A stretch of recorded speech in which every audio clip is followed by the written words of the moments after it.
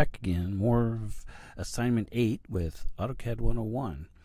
No, we still haven't finished Assignment 8. We've got a little bit left to go. We made those plumbing blocks, but what we haven't talked about is what's called an attribute. If you remember, when we brought in our title block as a block, we could not edit it. Well, we'd have to explode it, or we could have used bedit to edit the block itself. But if we wanted a block that had text that could vary, we were in trouble. That wouldn't work. We'd have to make separate blocks for each piece of text. There is a solution to this, and it's called an attribute. An attribute is basically a piece of text that can be varied within the block. To create one, the command's ATTDEF. I'll just open this Assignment 8. It doesn't really matter because we're just going to be working off to one side anyway. We use these a lot in floor plans where you'll have like a little circle that's got an A, a B, or C in it by your doors to indicate door types. We have to indicate the type of the door construction in architectural work. Sometimes it'll be a number, and the doors are dealt with individually. Sometimes they'll be dealt with as by types. It just depends on the job in the architectural office. But to create this, we wanted a circle that had a piece of text in it that we could edit. We have to use an ATTDEF. Let's start. We're going to draw a 1/4 inch diameter circle. So circle, we'll hit the D. Oops, I haven't picked a center first. I guess I got to do that. We'll just pick anywhere. D. And we want 1/4 inch, so 0.25 or 1/4, either way. Zooming, because it's going to be dinky, because remember, it's in a 1/4 inch. I mean, that's the 8.5 by 11 title block. And if you were on the file we had done the plumbing blocks in, it's really small. But now, the mistake most people make is they try to make their block and then make the ATTDEF to put into it. But you can't do that. Remember, the block's made up of items, and that attribute is one of the items that has to go into the block. And these things are real handy. I mean, you can have blocks like this. Let's say you have a furniture block that's got attributes in it.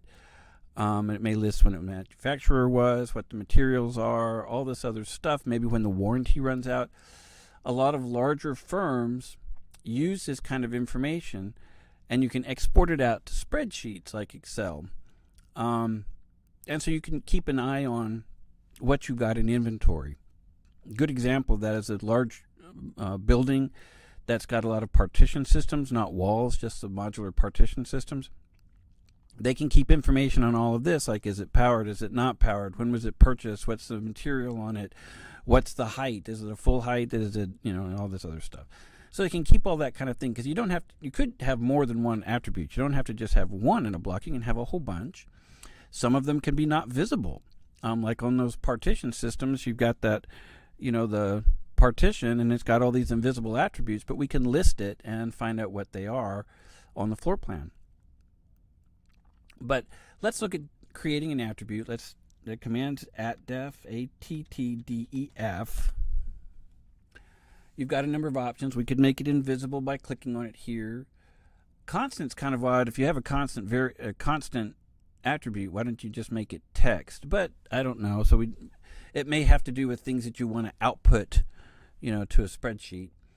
Verify is a good idea. Just when you insert it, it says, hey, you had input A for this. Do you really want A? And you can hit enter or a different letter. Different preset positions, locking positions, all this other kind of stuff. You can play with that as we go along and play with it. But that's really the one you need right now. And you notice if you hold over, it'll tell you sort of what it's supposed to do. In this case, we want this. Our attribute tag, whoops, I don't have my caps on. The attribute tag is doorsim. This is just the name of this variable. It's not going to fit into the circle. That's fine. Don't worry about it. It'll disappear once we make the block. The prompt can be anything. If you want to mess with your coworkers, have it say rude things. Like, hey, dummy, what's the door type? but eventually someone will get even with you, so that may not be a good idea.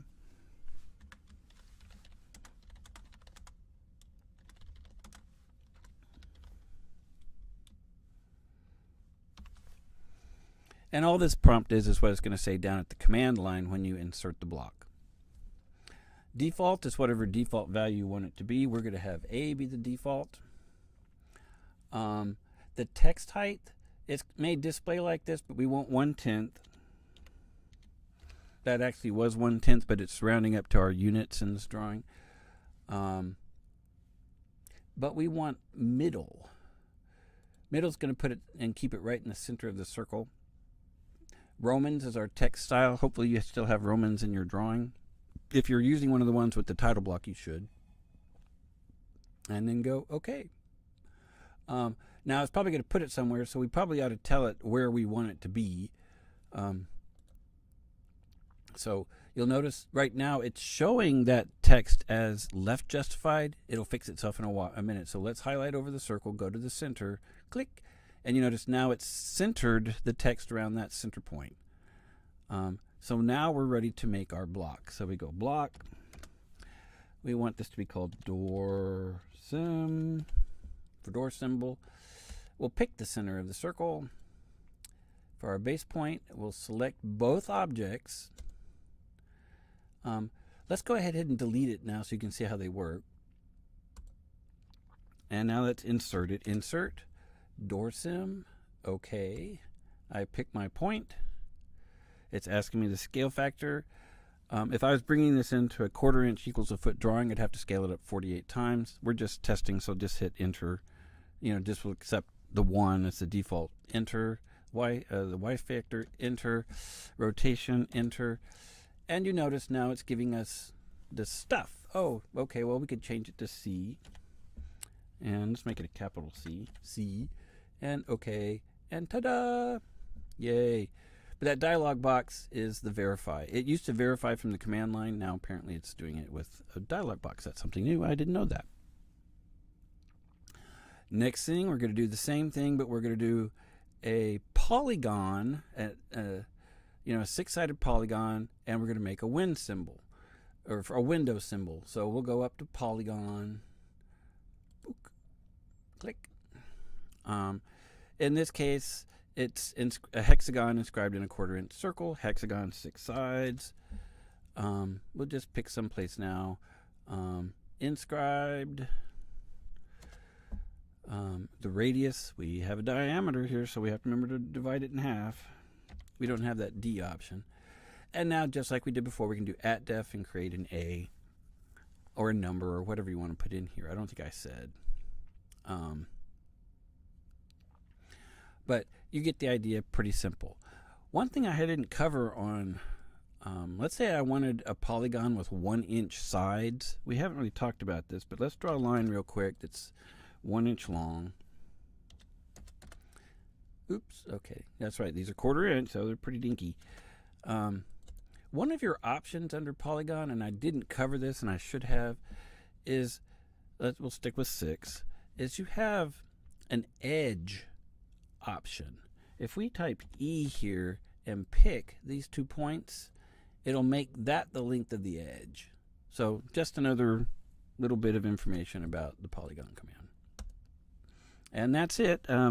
Hopefully that's the last of assignment 8, and we'll start assignment 9 next time. Thank you.